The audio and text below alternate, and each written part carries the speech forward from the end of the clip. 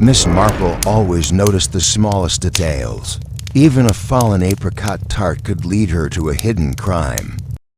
Chapter 1. The Tart on the Grass. It began, as such things often did in the village of Chipping Dean, with a bake. The Women's Guild summer tea had always been a rather earnest affair. Linen tablecloths, bunting in pale pastels, jam jars full of delphiniums, and the local vicar presiding with his usual muddled grace. But this year, the event was held in the vicarage garden under a sky so improbably blue that even the grumpiest of attendees softened. A brass trio from Basingstoke tooted valiantly by the hedgerow, and old Mr. Barnes, nearly 90 and blind in one eye, declared the sponge not half bad. Miss Marple, who had been seated near the trestle table, with her knitting bag discreetly perched beside her tea saucer, had only just forked into a modest square of seed cake when the interruption occurred. It wasn't dramatic at first, just a small, almost forgettable commotion by the baked goods table. An apricot tart had fallen. It tumbled, tray and all, from the hands of Miss Daphne Redcliffe, who had for years prided herself on her pristine tart crusts and rare ability to align fruit slices in flawless spirals. The tray hit the grass, the delicate amber-glazed slices scattering like petals. Someone gave a small cry, not of alarm, exactly, but of dismay. Miss Redcliffe stood frozen, her face pale beneath her straw sun hat, hands still extended as if the tart might yet return to them. "Clumsy of me," she whispered, though her voice trembled oddly. Only Miss Marple, seated to tables away beneath the shade of a hawthorn tree, noticed the second detail. Miss Redcliffe's gloves, which had been white when she served tea 20 minutes prior, were now smudged with something far darker than apricot filling. A faint rust-brown mark on the left palm. Not jam, not soil. And behind Miss Redcliffe, standing in the vicarage's open French doors, was the newcomer, Mr. Lionel Whitstable. He had moved into Lavender Lodge only 6 weeks before. A widower, they said, though no one had met the late Mrs. Whitstable or confirmed she had existed at all. He was trim, silver-haired, always impeccably dressed, and spoke with the over-careful articulation of a man who measured each word before release. Several of the ladies found him distinguished. Others, including Mrs. Atkins from the grocer's, said he looked like a man who might overcook eggs just to watch them break. He was watching now, not the tart, nor Miss Redcliffe's trembling form, but the gloves. By the time the vicar rang his brass bell for closing prayers, the tart incident had been overtaken by talk of raffle winners and who had put too much gin in the elderflower cordial. Miss Redcliffe had excused herself early, blaming the heat. Mr. Whitstable had remained by the French doors, speaking politely to Reverend Chataway about roof repairs and dry rot.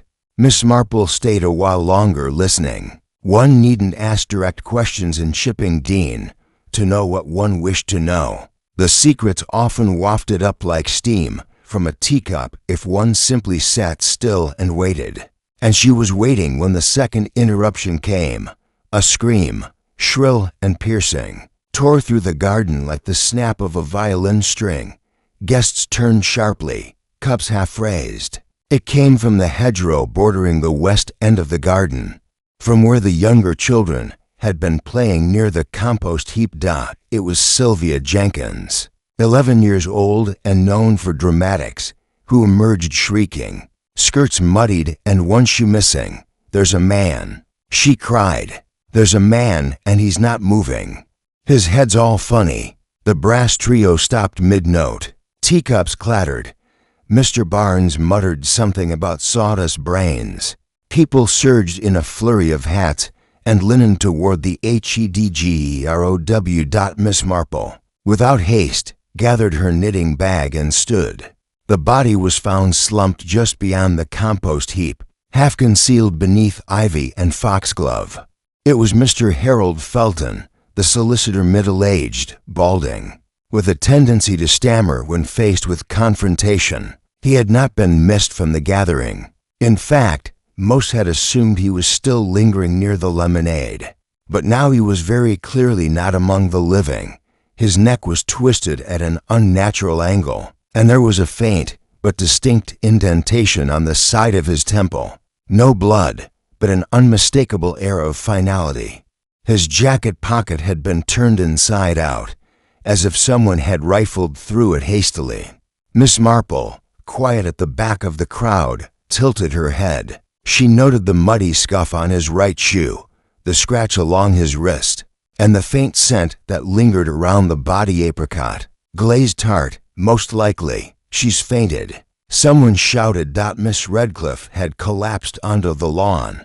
Mr. Whitstable stood nearby, offering no assistance, only observing hands clasped neatly behind his back, mouth drawn in a thin line. Someone must fetch the constable, cried the vicar. Oh dear, murder, is it? Oh dear. But Miss Marple's eyes weren't on the vicar, nor on the body. They were on the tray. It lay where it had landed earlier, near the base of the garden table. Its silver rim glinted in the afternoon sun, and along its edge, invisible to most, was the unmistakable smear of something oily, perhaps from a gloved hand in haste, a hand that had not expected to drop anything at all. Miss Marple smiled gently, as if recalling a forgotten recipe, and somewhere in her mind, a thread had begun to pull taut. Chapter 2. The village that whisper shipping Dean had known tragedy before, but not recently, and certainly not during something as benign as the Women's Guild summer tea.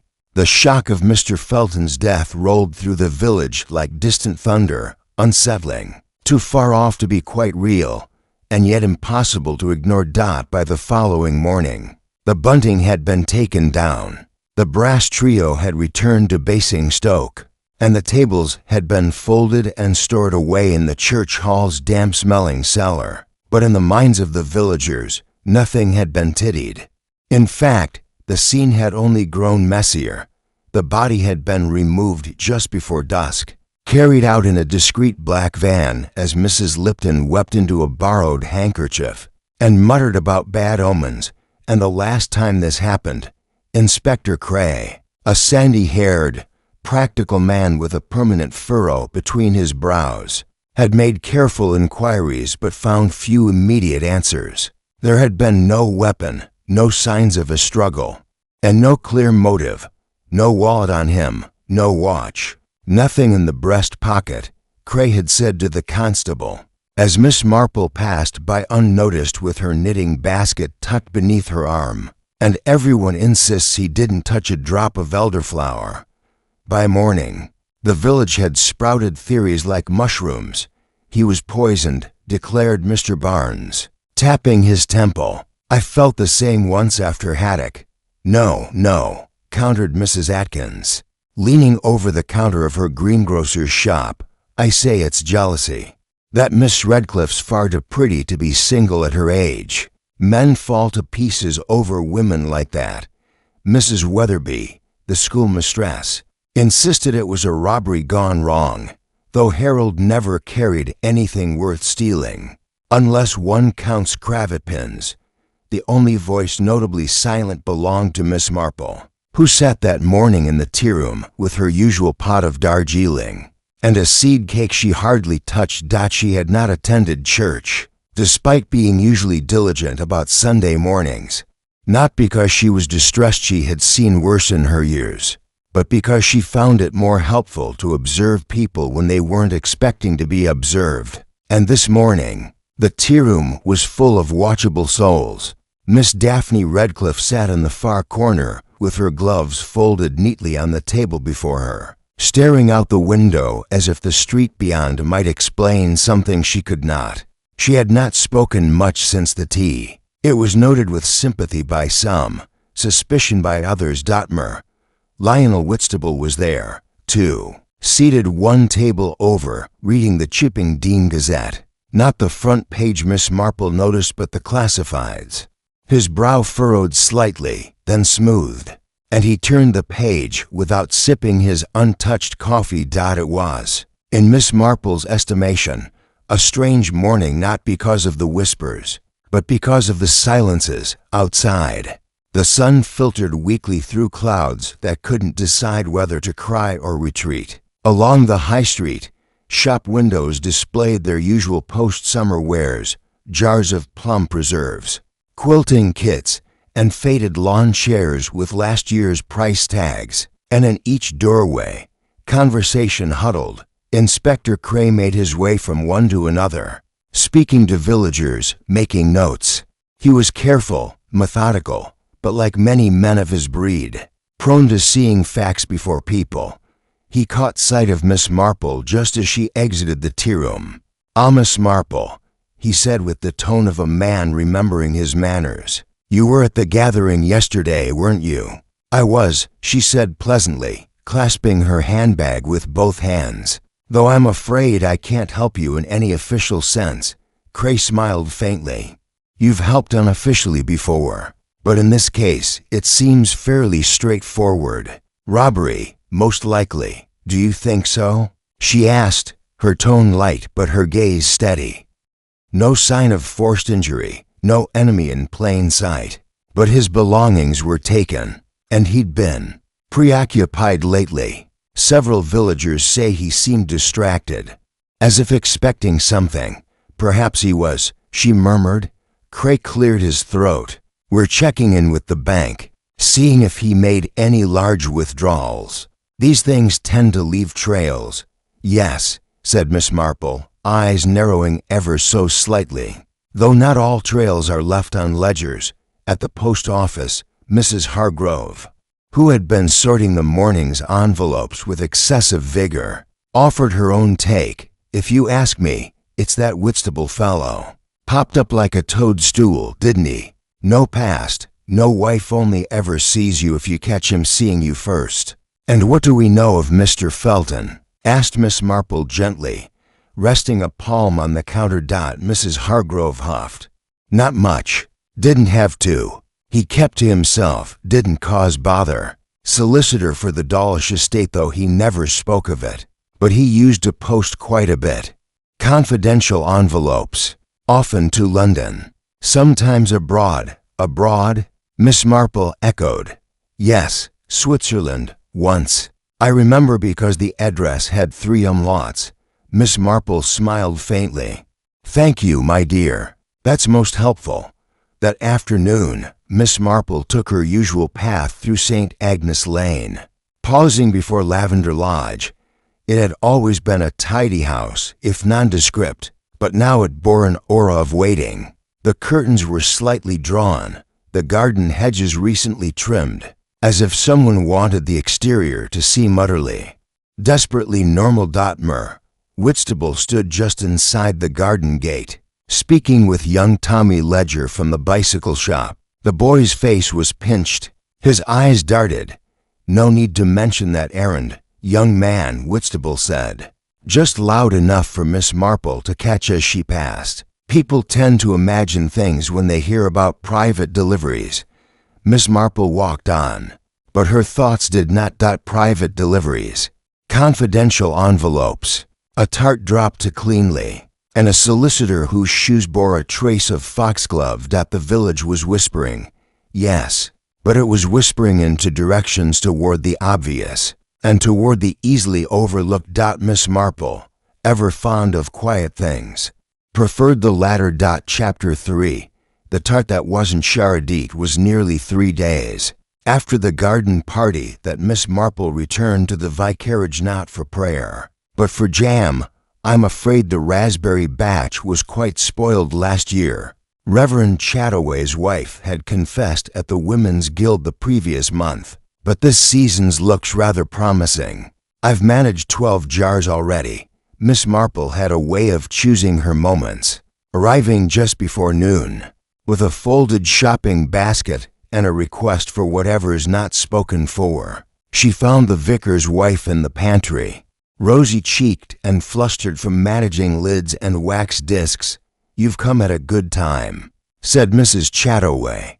"Lionel Whitstable was just here, asking after church records. Said he had an interest in local family histories.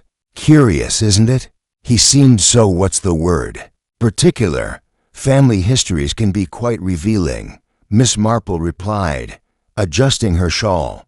They often uncover things one never intended to look for.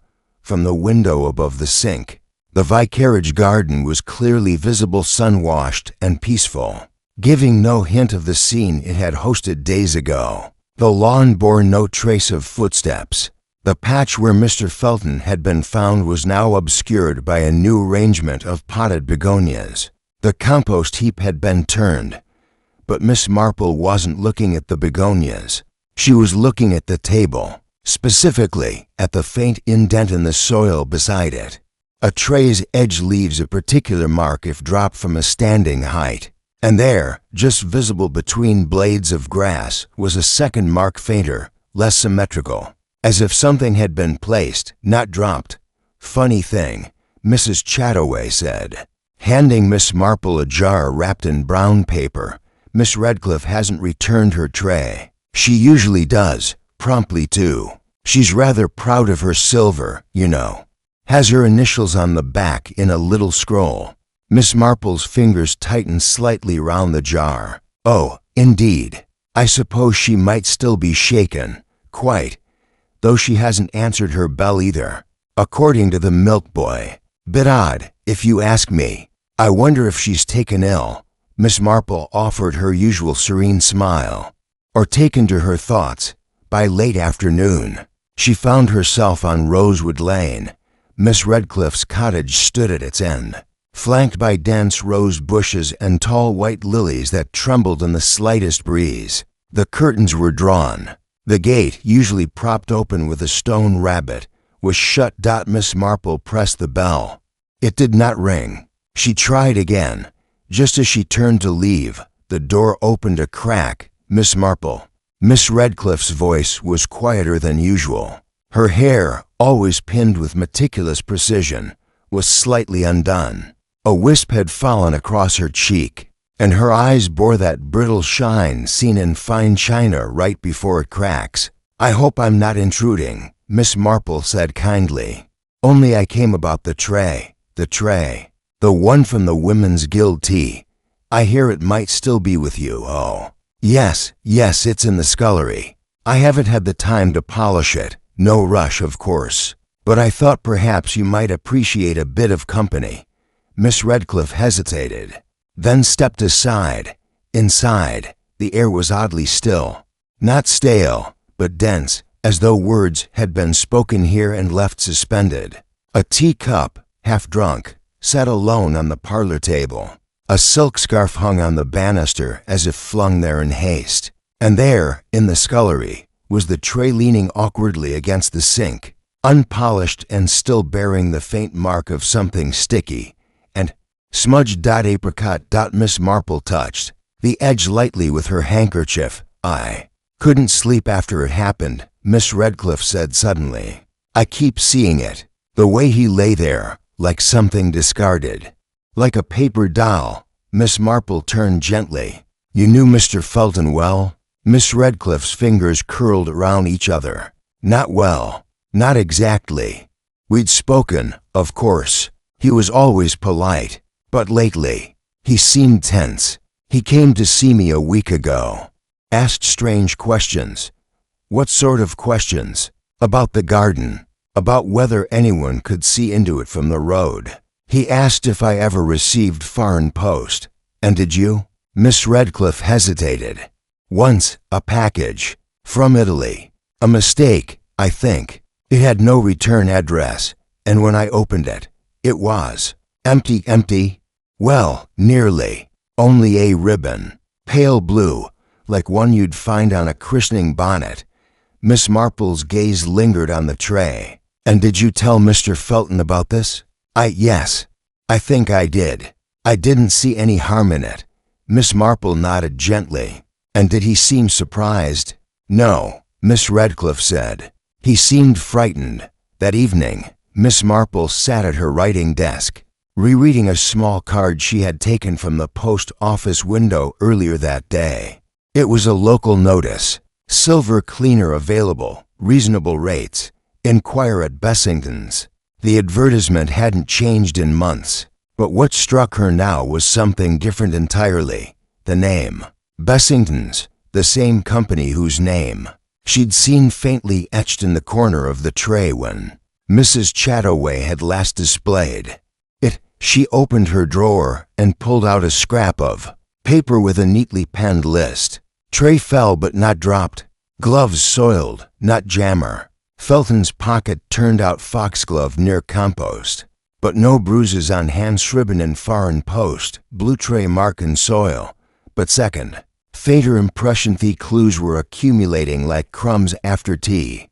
Small, barely visible, but unmistakably present to those who looked, and Miss Marple, with her quiet patience and endless knitting yarn, had always been very good at seeing what others left behind. Chapter 4.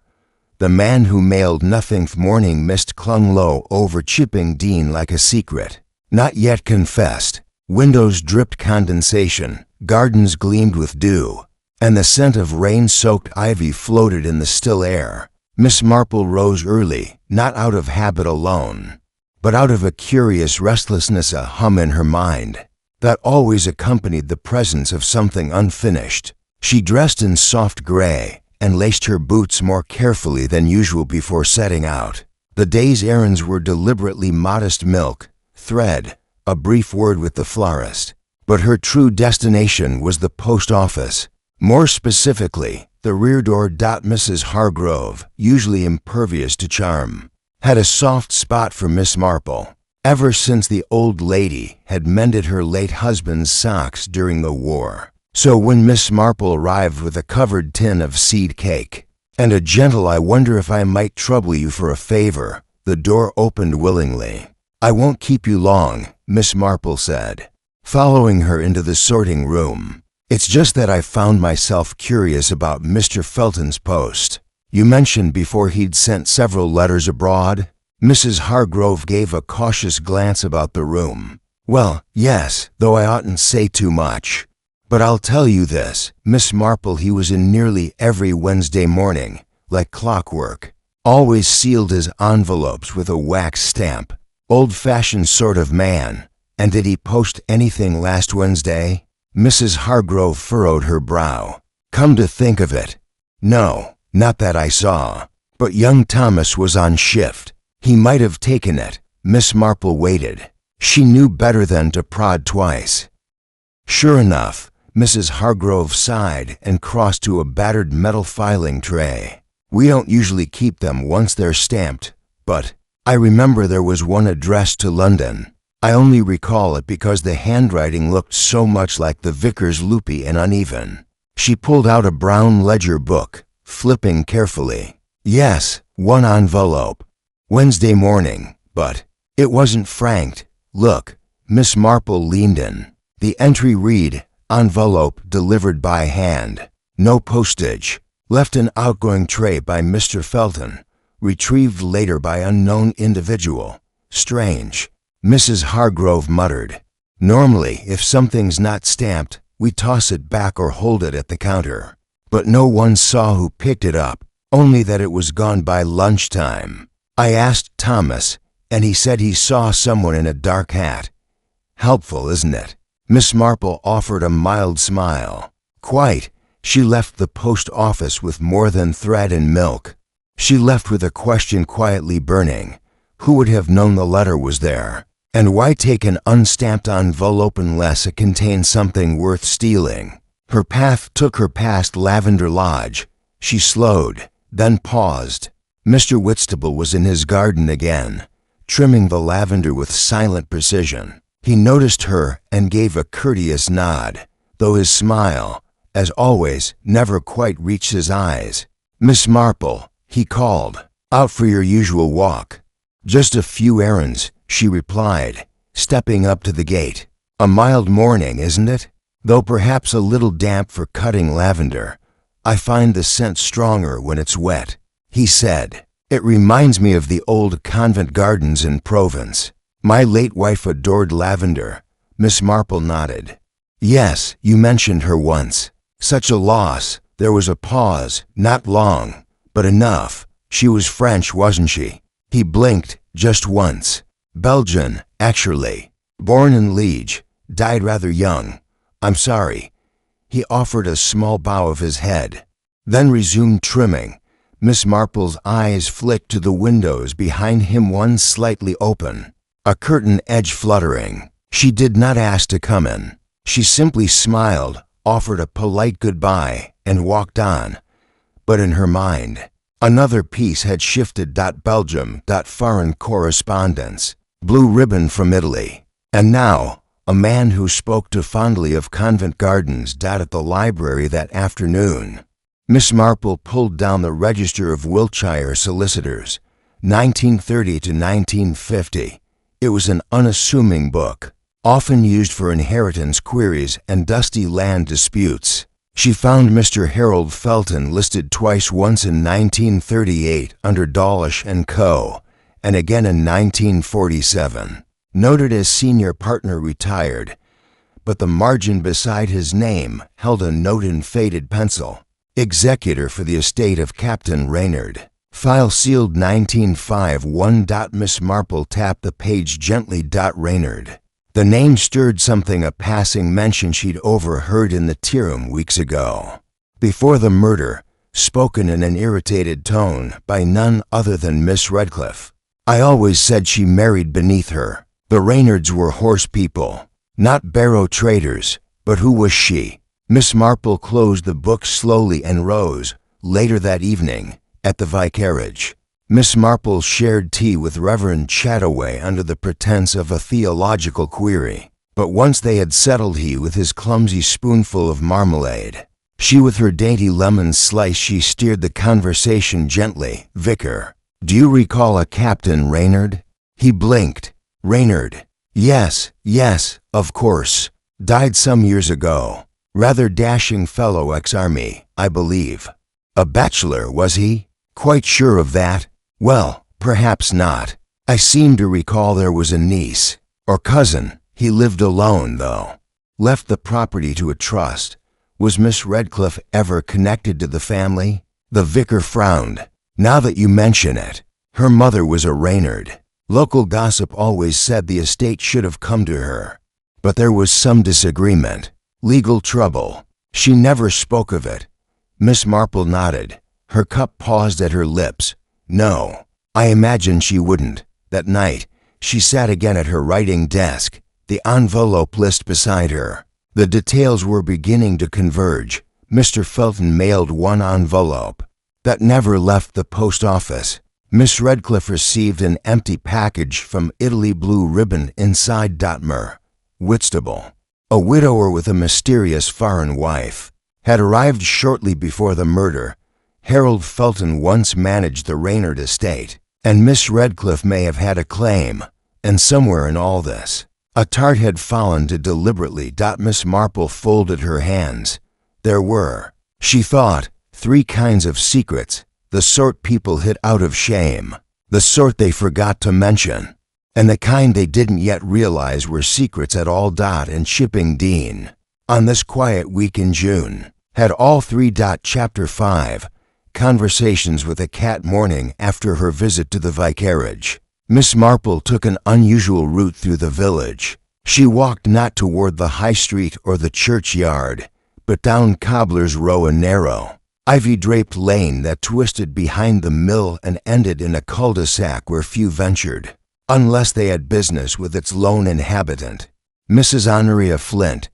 Honoria Flint was as sharp as vinegar and just as biting when stirred. She had once run the Chipping Dean haberdashery before retiring into prickly solitude. Save for her cat, Augustus, and a weekly order of barley biscuits, she was also, as Miss Marple well knew, a treasure trove of overheard remarks and fiercely protected gossip, not malicious, exactly, but precise like a needle kept polished for embroidery, yet capable of drawing blood. Miss Marple knocked twice and waited. Eventually, the door creaked open. A single eye, the color of faded violets, peered through the gap.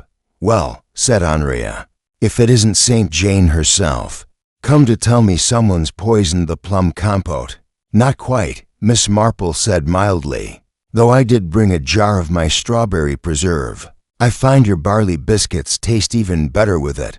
Flattery, Honoria sniffed, but stepped aside. "Come in then. Mind the cat."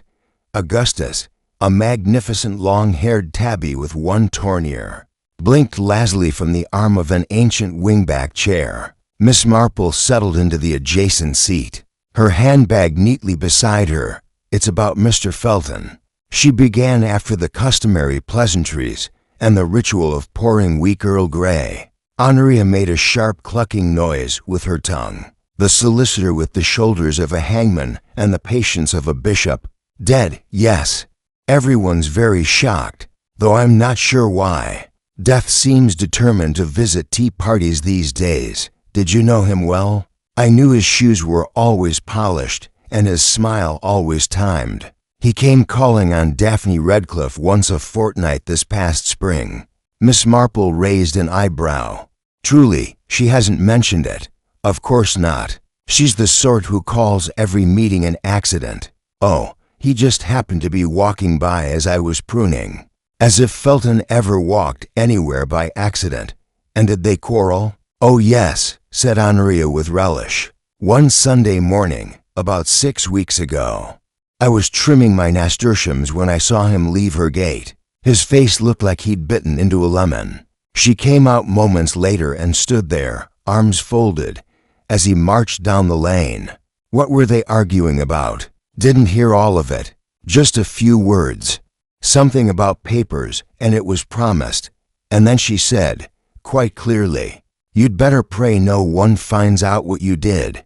Miss Marple sat back. "Interesting, but not unexpected," Honoria added. "Felton was never a fool. If he kept something, it was because it was worth keeping." Later that afternoon, Miss Marple sat in her parlor.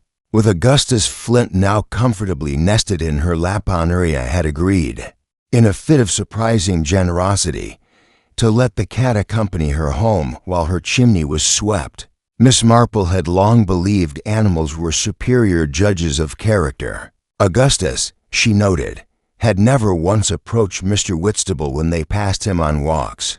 The parlor clock struck 3 as she opened a folded page from the Chipping Dean Gazette. There, in the births column, was a reprinted announcement: Reynard de Vries, a daughter, Marianne, born to Sybil Reynard and Elaine de Vries, Geneva, March 1902.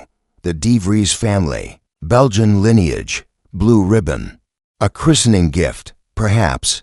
She turned to her bureau and retrieved the Reynard estate record she had copied at the library. It listed only Captain Reynard's assets and the establishment of a sealed file, presumably because of sensitive beneficiaries. There was no mention of a daughter named Sybil or a granddaughter named Daphne. By dusk, Miss Marple had returned to her garden. The roses were in their third bloom, heads bowed like gossiping ladies. She trimmed back a few errant vines, her mind humming with the rhythm of possibility. Mr. Felton had been in possession of something, a truth, likely written and sealed, a document that might have exposed a claim to the Reynard estate. Perhaps Miss Redcliffe had reason to seek its return. Perhaps Mr. Whitstable had a reason to keep it hidden. And what of the letter placed in the post office, but never posted? Miss Marple moved toward the compost heap, where her own foxglove now grew with innocent elegance. She knelt and dug briefly, uncovering soft, black soil and the faint smell of rot. She thought again of Mr. Felton's shoes scuffed only on one side. A man hiding something might stumble. A man confronted might fall. But who would risk a murder in daylight? Someone confident. Someone invisible. Someone who'd already worn gloves. At 8 o'clock that evening, Inspector Cray appeared at Miss Marple's door. He looked weary. "I'm afraid we've come up short again," he said after accepting tea. No fingerprints, no clear motive. The tray was examined, but the smudge was inconclusive. The tart fragments, well, they were delicious, untold. Miss Marple smiled.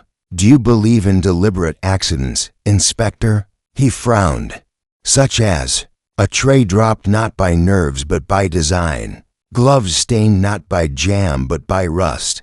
A tart meant to create a momentary distraction. You think the tart was a ruse? I think the tray was retrieved too quickly. I think someone used the moment to remove something. Perhaps from Mr. Felton's pocket. Inspector Cray leaned forward. But what? A letter, I should think. Or a will. He stared at her. You think this is about inheritance? I think, said Miss Marple, refilling his cup with steady grace, this is about identity. That night, Miss Marple sat long past her usual hour, watching Augustus curl himself into sleep by the fireplace. She knew the village was still whispering. About Mr. Felton, about Miss Redcliffe, about the new man with the perfect cuffs and the wife no one could verify. But Miss Marple listened to quieter things, like the crinkle of old paper, like a blue ribbon left in a box dot, and like the sound a tray makes not when it falls but when it's placed down just long enough to take something with it. Chapter 5. Conversations with the cat.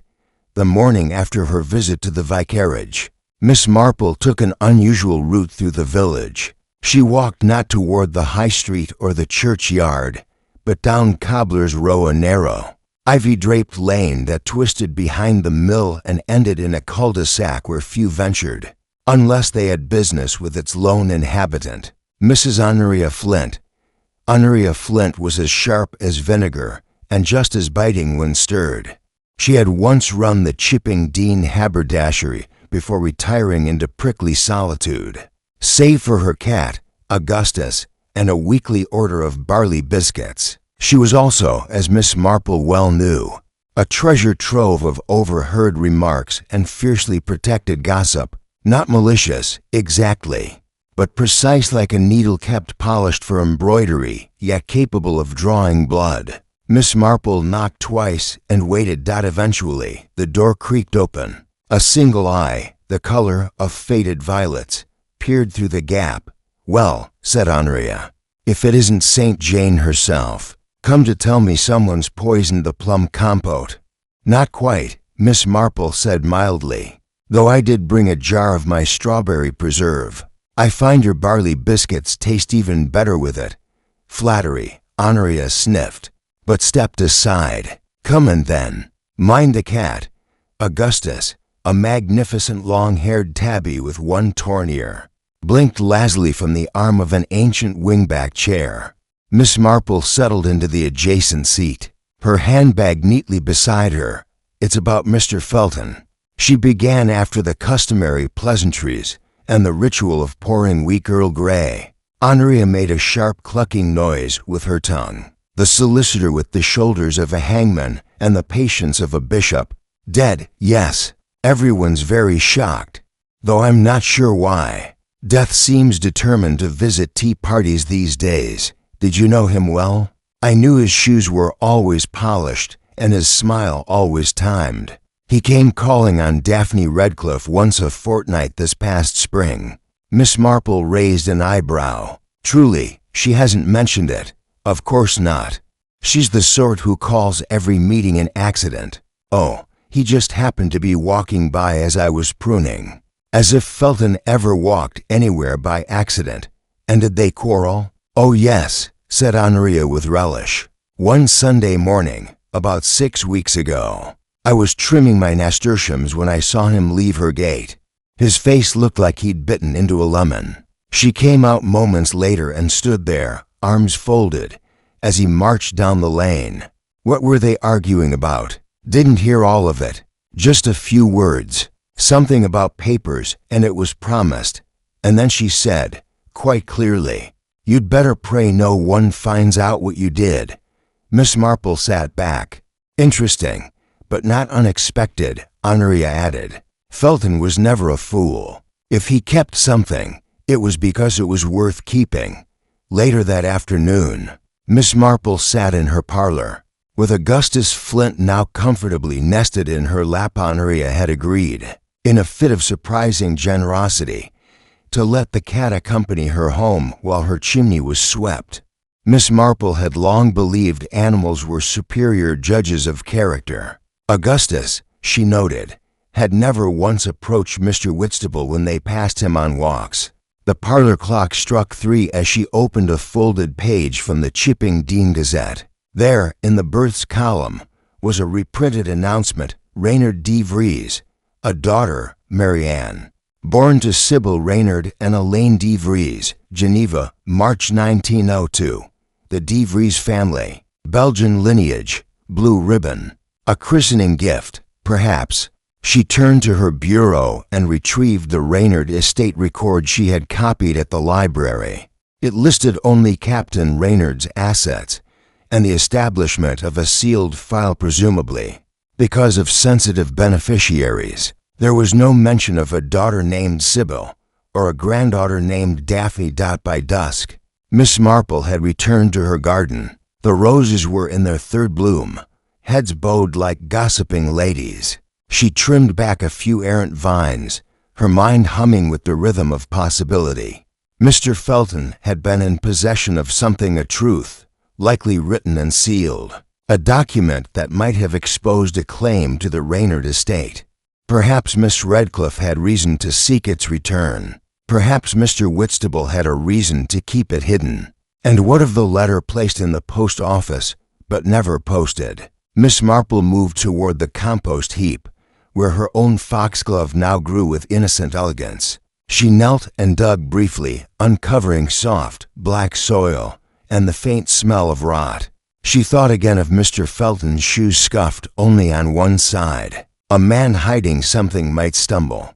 A man confronted might fall. But who would risk a murder in daylight?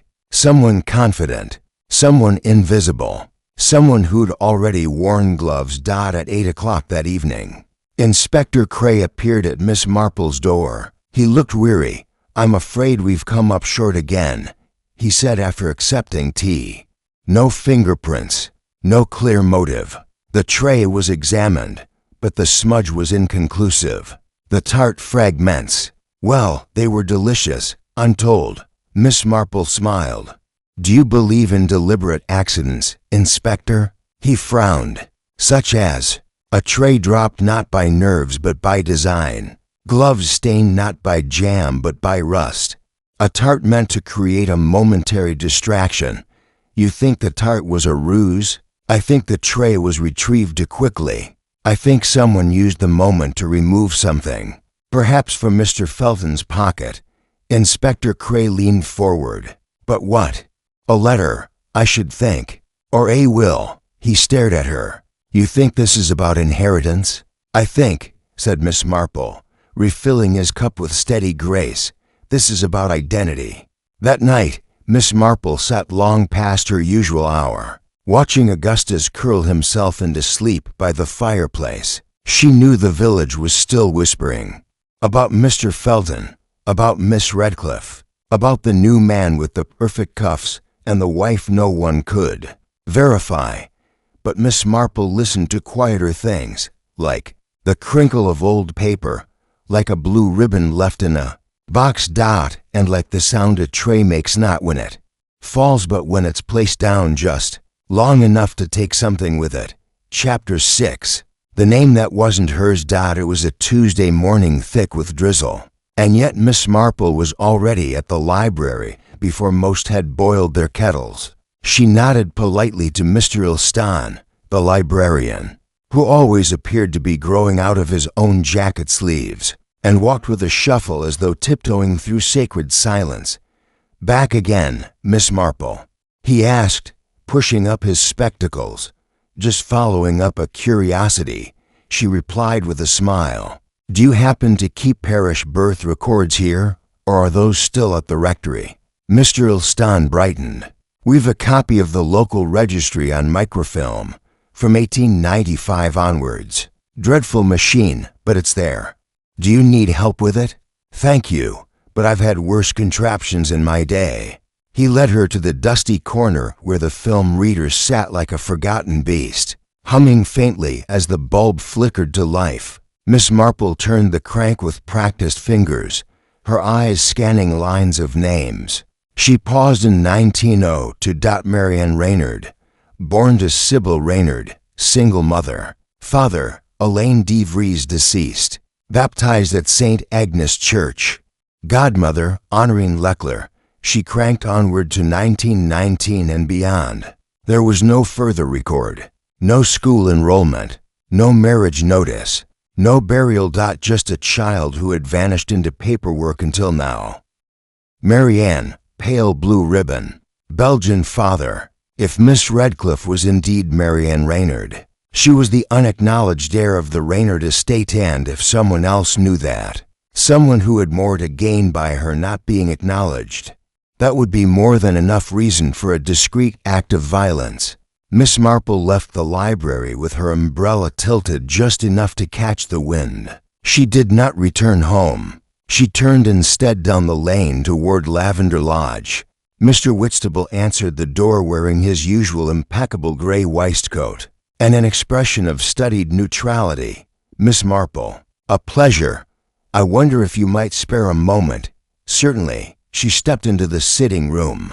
It was fastidiously neat over neat, in fact, the kind of neatness one associates with hotel rooms and men who travel frequently.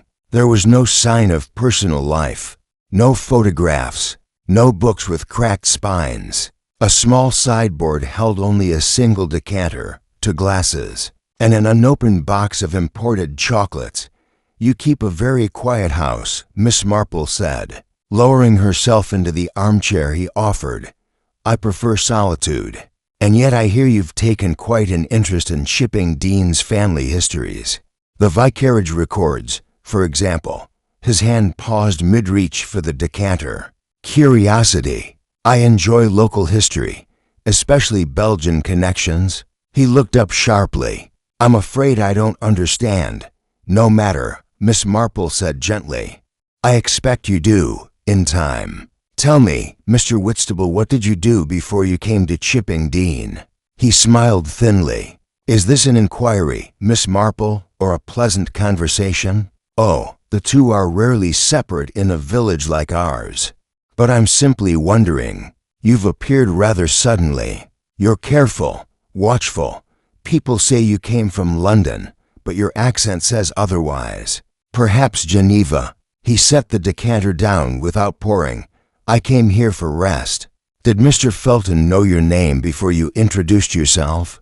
I wouldn't think so. Strange, because I rather believe he did. There was a long silence between them. Then Mr. Whitstable stood and walked to the fireplace, where the embers had burned down into a red hush. You're quite clever, Miss Marple. I only notice things. It's something women my age learn to do. I did know him, Mr. Whitstable said at last. Years ago, when I was still. Someone else. Miss Marple said nothing. My name wasn't Whitstable then. And yes, I was connected to the Reynards. My late wife was a Leckler, goddaughter to Sybil Reynard. In fact, a family of fading fortunes and bitter feuds. There was talk of inheritance, of misfiled paperwork, of names struck from registries after war's muddied borders. And your interest in Miss Redcliffe? She reminds me of someone. Miss Marple inclined her head. Someone who should have inherited more than a tray of tarts. He gave a strained smile. You don't think she's guilty? I think Miss Redcliffe has spent much of her life unaware of the full weight of her name. That kind of ignorance can be dangerous, not because it harms but because it tempts others to harm. Mr. Whitstable nodded once, then looked away. Mr. Felton found something. I'm certain of it. A document, perhaps a letter. He came to me once, asked about Sybil Reynard, about Geneva, about the baptism. Said he needed to correct a mistake. He didn't say more. But he looked frightened. You didn't tell the police? I have no desire to see old ghosts dug up. Miss Marple rose. Then I suspect you'll see more ghosts still. That evening, the post office bell rang just after closing. Mrs. Hargrove opened it in surprise. Miss Marple, you gave me a start. I'm sorry, dear. I only wanted to ask one small favor. That ledger from the other day, the one that showed Mr. Felton's unstamped letter. Do you happen to keep older entries?" Mrs. Hargrove looked flustered but obliging. "Well, yes. They're in the back. Why?" "I'd like to check for another letter. About 6 weeks ago. From Mr. Felton." Mrs. Hargrove led her through, and after 10 minutes of flipping through faded pencil entries, Miss Marple stopped. There it was. May 3rd, envelope no postage. Collected same day by hand. Initials, Mr. Miss Redcliffe. Miss Marple stared at the page. The final detail sliding into place. To unstamped letters. 2 different collectors. Only one man dead. That night, Miss Marple sat beneath the ticking of her grandfather clock, reading through her notes once more. The edges had begun to sharpen. Miss Redcliffe, recipient of an anonymous blue ribbon from abroad. Mr. Felton, former executor of the Reynard estate. Mr. Whitstable, false name. Old connection to the family. A letter gone missing on the day of the murder. Another taken 6 weeks prior. A threat overheard. You'd better pray no one finds out what you did. And a tart fallen not from clumsiness, but timing. Miss Marple closed the notebook and set it beside her. Teacup. There was only one piece still moving, and she would need to see Miss Redcliffe again before someone else decided to silence her story forever. Chapter 7. The secrets that grew in gardens. Rain had fallen steadily through the night, soaking the cobbled streets and turning the flower beds of Chipping Dean into shallow swamps of bruised petals and thick mud. By morning, the air held the sharp scent of wet earth, and rose stems snapped under the weight of water. It was not a day for visitors. And yet, Miss Marple, undeterred by the weather, stepped through the narrow gate of Rosewood Cottage with a firmness that belied her age. Miss Daphne Redcliffe answered the door in a wool shawl, her eyes darker than usual, framed by shadows that no sleep could lift. "I had a feeling you might come," she said. "Then I hope you've also put the kettle on," Miss Marple replied with gentle warmth. Inside, the house was dim and still, the sort of silence that follows after something has shifted. The curtains remained half-drawn, though it was well past 9.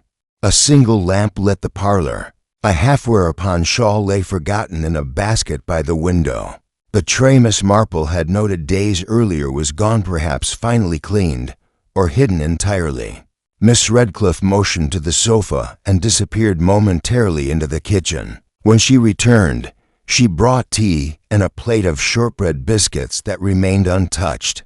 "I suppose you've come to ask what I've not told the inspector," she said, settling across from Miss Marple. "I've come," said Miss Marple, "to give you the opportunity to say what's already written all over your face." Miss Redcliffe gave a bitter little smile. "I'd forgotten how ruthless kindness can be." They sat in quiet for a long moment.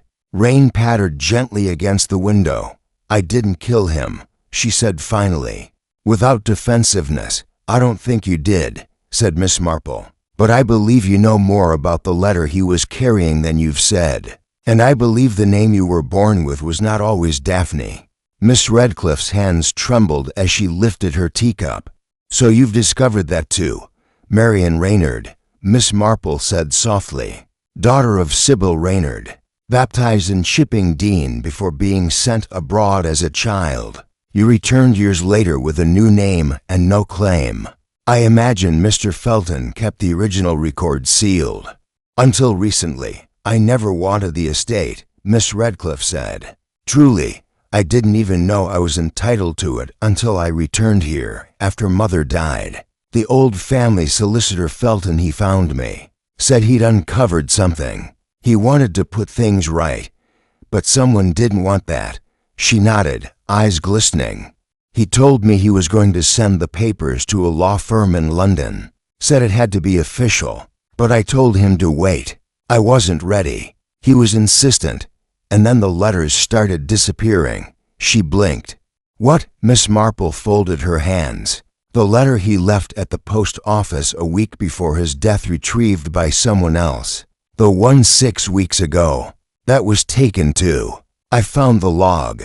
It bore your initials. Miss Redcliffe went very still. He didn't tell me it was there, but I suspected. He'd gone quiet. I checked the post office on a hunch. Took the envelope myself. And what did it contain? A will, she said, her voice cracking. A new one, naming me as beneficiary to the Reynard estate. He'd even found the baptismal certificate. He told me it would finally make things right. And what did you do with it? I hid it, she whispered. In a book. I know it was cowardly, but I didn't want it. I was afraid. I've lived so long as Daphne. I didn't want to become a stranger to myself again. Miss Marple studied her. But someone knew you had it.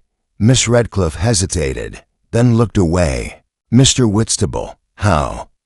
He came to visit. A month ago. Said he had known my mother's family. That he remembered Sybil Reynard from the old summers in Brussels. He was charming, curious. He asked if I ever wondered what might have been mine. I said no, I didn't. But something in his eyes told me he didn't believe me. He was looking for the will. She nodded. And I think Mr. Felton realized it, too. He came to see me 3 days before the tea party. Said Whitstable wasn't who he claimed to be. That he'd been asking questions. That something didn't feel right. He planned to confront him. Miss Marple's eyes narrowed. And did he? I don't know. But on the day of the party, I saw them, talking near the compost heap, in anger? No, in whispers. Mr. Felton was holding something. A letter, I think. Then he turned away. I lost sight of them. That's when I returned to the table and dropped the tart, you mean to say? Yes, on purpose, Miss Redcliffe said, lowering her head. It was stupid. I only meant to draw everyone's attention. I thought if someone was about to do something dreadful, I might break the moment. But by the time I turned back, her voice caught. He was already on the ground, still, and I couldn't move. Miss Marple rose slowly and crossed to the fireplace, where a row of books sat untouched. She tilted one, the Forsyte Saga. From its pages slipped a thin envelope, sealed in red wax. Is this it? Miss Redcliffe nodded. Miss Marple placed it carefully into her handbag. Miss Redcliffe, she said softly, there's more than inheritance at stake here. There's truth, and someone has already killed to bury it once. Miss Redcliffe's voice was barely a whisper. You think he'll try again? I think, Miss Marple said, moving toward the door, that the real question is whether he's finished trying, or just beginning. Outside, the rain had lifted, leaving the hedges beaded with silver. As Miss Marple made her way back through the village, she saw Inspector Cray standing by the butcher's, speaking with a uniformed constable. His coat was damp at the collar, and he looked up as she approached. I was coming to find you, he said. We've had an odd call from the Bessington silver shop in Markham. A man came by this morning, asking how to remove a faint acid stain from an engraved tray. Said he'd dropped a lemon tart on it. Miss Marple did not smile. I think, she said, you'll want to pay a visit to Lavender Lodge. Chapter 8. A Truth Set Gently Aflame. Lavender Lodge stood quiet under the thinning clouds, its garden meticulously pruned, its curtains drawn just as before. There was nothing in its appearance to suggest it had become the locus of buried truths and desperate intentions, but then, evil often preferred symmetry. The gravel path was newly raked, the lavender clipped down to uniform buds, and the windows shone with yesterday's polish. Inspector Cray arrived minutes after Miss Marple, accompanied by a uniformed constable and a well-used notebook tucked beneath his arm. He looked more determined than usual, though he still gave Miss Marple a half-smile. Miss Marple, he greeted. I take it you'd like to be present for the conversation? I suspect the conversation won't take long, she replied mildly. Only long enough to uncoil the last knot. He rapped the knocker twice, firm and even. The door opened almost at once. Whitstable stood in the entryway, composed as ever. wearing a pressed shirt and the faintest look of polite surprise. "Inspector, how unexpected. Is there something I can assist with?" "We'd like a word, sir," Cray said, his voice clipped, "about your recent visit to Bessington's silver shop in Markham." Whitstable's face didn't change, but his posture shifted subtly, shoulders stiffening, hand tightening on the frame of the door. "I was in Markham on private business," he said coolly. "Does that now require explanation?" "It does," said Miss Marple softly, "when it concerns a tray used in the commission of a murder." The silence after this was brief, but brittle. Whitstable's jaw moved once before settling. "Very well. Please come in." The sitting room looked much as it had during Miss Marple's last visit, spotless, tasteful, and soulless. The decanter still sat unopened.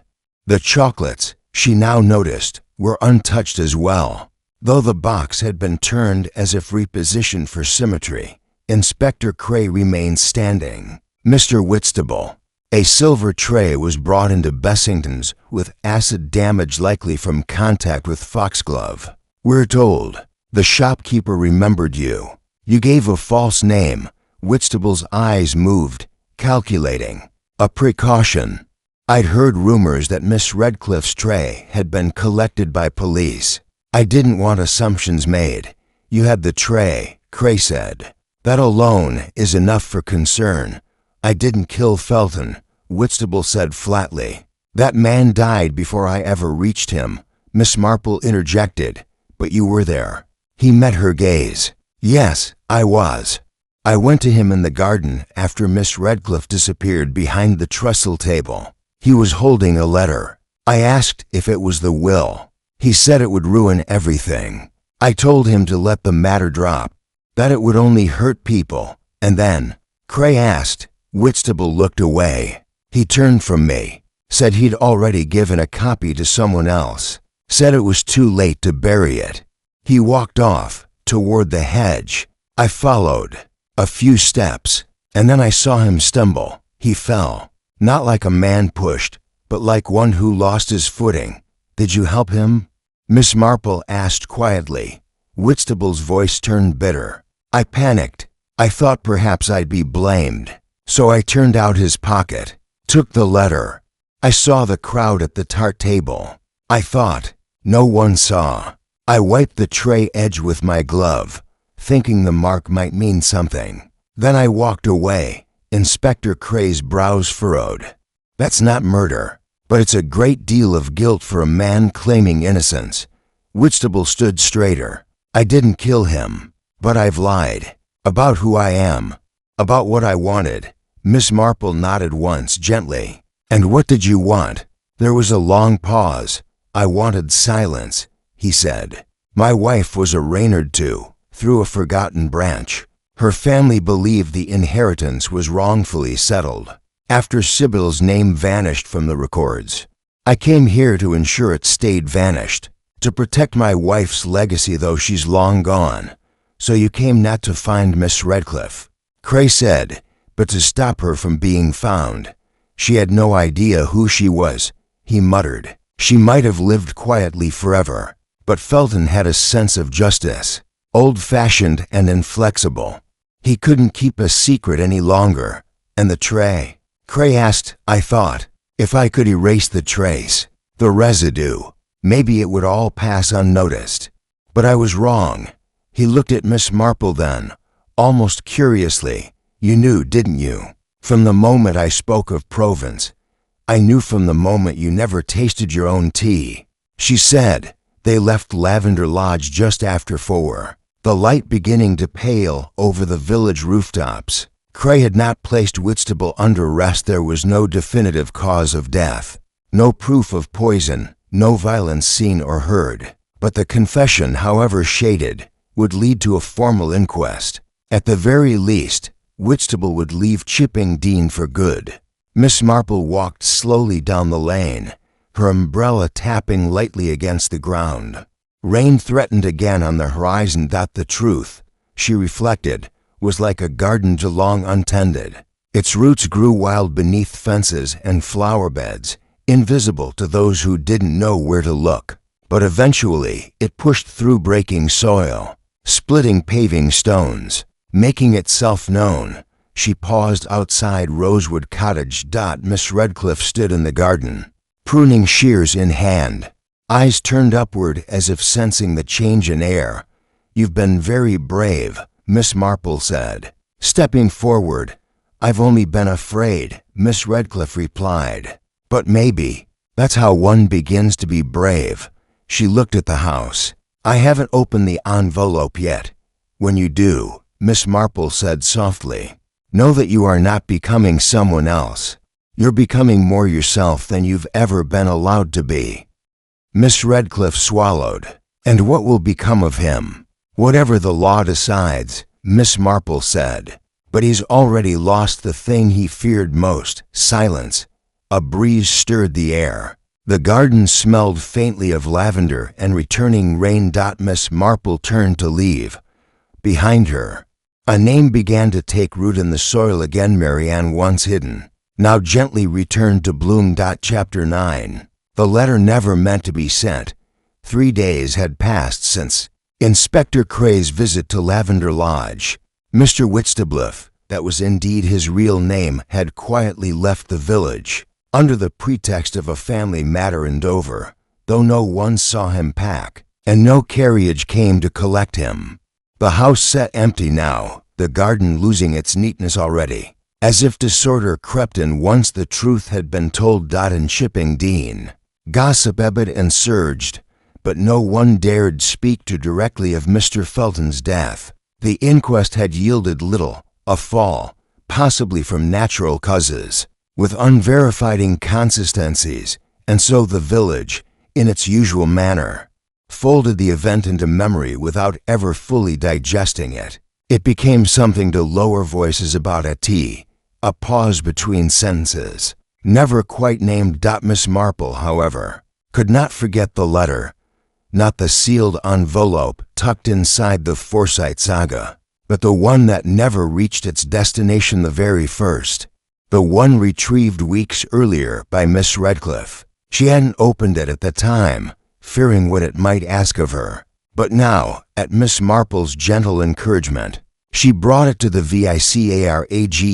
They sat together in the vicar's study, Miss Redcliffe holding the letter with fingers that trembled only slightly. "It's addressed to me," she whispered. "But in my birth name." Miss Marple gave a small nod. "That's how you know it's honest." She unfolded the parchment.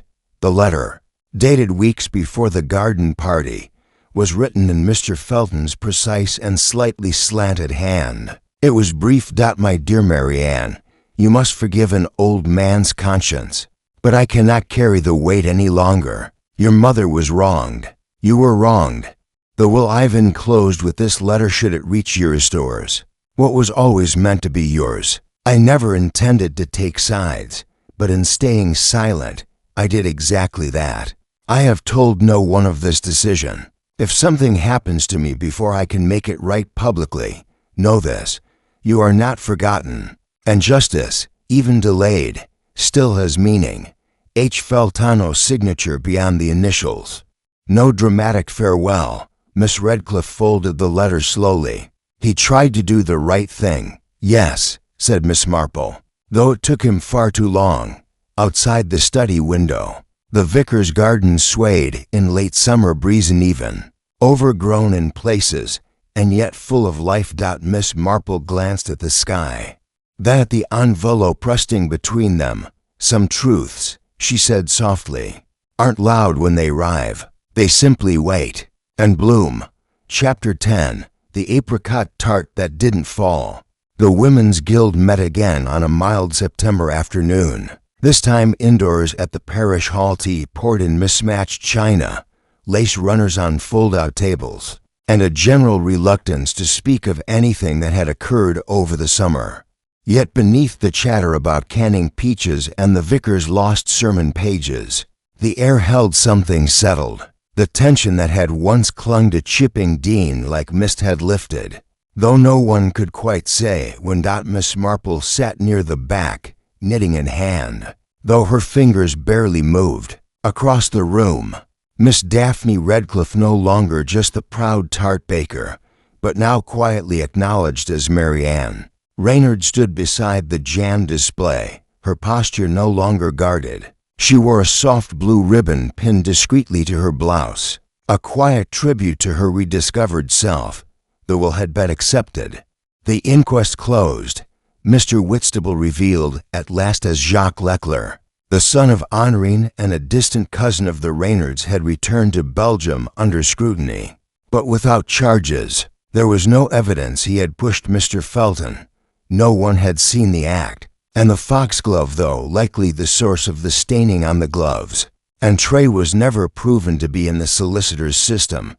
Yet Miss Marple had never needed proof. She'd needed motive, opportunity, and the quiet pattern of human nature.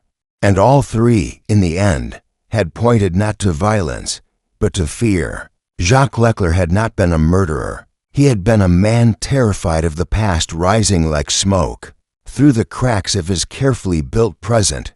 "I suppose," said Inspector Cray when he visited Miss Marple a week prior, "some truths don't require a courtroom." "No," she replied, folding her knitting. "Some truths simply need to be spoken aloud. That is punishment enough for certain kinds of guilt."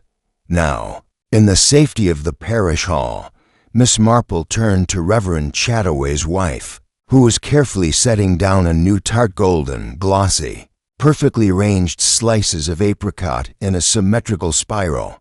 "A lovely tart," Miss Marple remarked. Mrs. Chataway beamed. "Made by Miss Redcliffe, you know." She was hesitant at first, said she wasn't sure people would eat it. "People remember the tray," Miss Marple said gently, "but they forget the fruit." Just then, a child dashed past, bumping the table slightly. The tart wobbled but did not fall. Miss Marple smiled and picked up her knitting again. It had never been about the tart, not really. It had been about what fell with it: an old lie, a stolen name, a forgotten inheritance. And now, with the truth restored, the village returned to its rhythm. But for those who had watched closely, for those like Miss Marple, it would always be remembered that sometimes it only takes a fallen tart to shake everything loose.